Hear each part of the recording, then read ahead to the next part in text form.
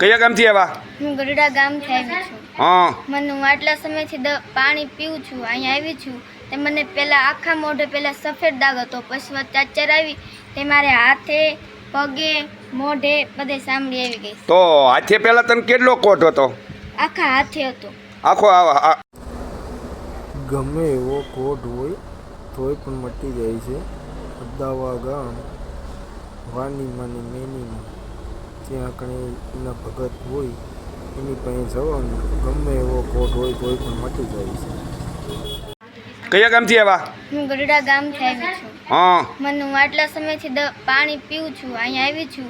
તે મને પહેલાં આખા મોઢે પહેલાં સફેદ દાગ હતો, પછી ચાચર આવી તે મારે હાથે પગે મોઢે બધે સાંભળી આવી ગઈ. તો હાથે પહેલા તને કેટલો કોટ હતો?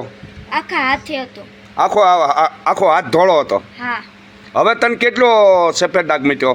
સફેદ દાગ એટલો મોટો. એટલે કેટલો? 20%, 10%? કેટલો મીટ્યો? 20%, 10% પહેલાં મોટો, પછી 20% મોટવા મળ્યો. હા. તું કેટલા ટાઈમથી આવે હાઈ? હું આવું છું 2 વર્ષ. 2 વર્ષથી. તને મોઢે કેટલો હતો પહેલા? પહેલાં જરી જરીક જ હતું. હા, અહીંયા એટલે જરીક હા. એટલે જે કાળી સાંભળી રહી, લાલ સાંભળી, એ તાર કેટલી આવી? લાલ. હા. એ મારે ઘણી બધી આવી હતી. અત્યારે આ મોઢે રહી એ પહેલાં કેટલું હતું ને અત્યારે કેટલું છે? પહેલાં બહુ હતું, પછી ઓછું થઈ ગયું. હા. કેટલો ટાઈમ થયો તું આવી એમ?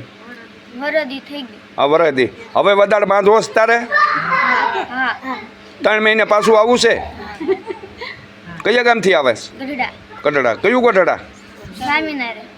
સ્વામિનારાયણ. આ ગઢડા? હા.